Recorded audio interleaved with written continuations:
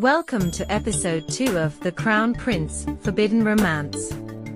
Prince Nkosi and Zuri had known each other since they were children.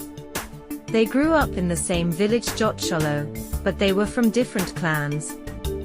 Nkosi was the prince of the Khumalo tribe, and Zuri was the daughter of the healer from the rival clan, the Int'l. Despite their differences, they had always been drawn to each other. Their love was forbidden by their families, as their clans had been at odds for generations. But Nkosi and Zuri could not deny their feelings for each other. They would often sneak away to meet in secret, hidden from the prying eyes of their families. As they grew older, their love only grew stronger. Nkosi knew that he wanted to spend the rest of his life with Zuri, but he also knew that his father, King Thabo, would never allow it. The king was a strict traditionalist and believed that alliances between clans should be made through strategic marriages, not love. Despite the risks, Nkosi and Zuri continued to see each other in secret, hoping that one day their love would be accepted. However, their happiness was short-lived when news of impending colonial rule reached their village.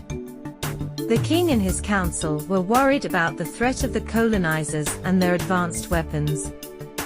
They knew that they needed to form alliances with neighboring tribes to protect their people. The king saw this as an opportunity to strengthen ties with the Ndlovu clan, and he arranged for Nkosi to marry the daughter of the Ndlovu chief. Nkosi was devastated. He could not imagine marrying anyone else but Zuri.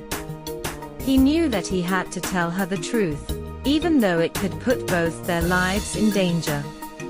Zuri was heartbroken when Nkosi told her the news. She knew that their love was forbidden, but she had always hoped that they could find a way to be together. She begged Nkosi to elope with her, but he refused, knowing that it would only bring more trouble to their clans. As the wedding day approached, tensions rose between the Khumalo and Ndlovu clans. Nkosi and Zuri's secret love was discovered, and both clans were outraged. Zuri's father, the healer, was especially furious and demanded that Nkosi be punished for betraying his daughter. King Thabo was torn between his duty to his people and his love for his son. In the end, he made a difficult decision and banished Nkosi from the village, hoping to avoid a war between the clans. Nkosi left with a heavy heart, knowing that he may never see Zuri again. He traveled to a nearby village, where he met a group of colonial explorers. They were fascinated by his knowledge of the land and invited him to join their expedition. Meanwhile, Zuri was also banished from her village for her involvement with Nkosi. Feeling lost and alone, she decided to use her healing skills to help the villagers in need. One day, she came across a group of wounded explorers, and among them was Nkosi. Their love was rekindled as they reunited, but their happiness was short-lived once again.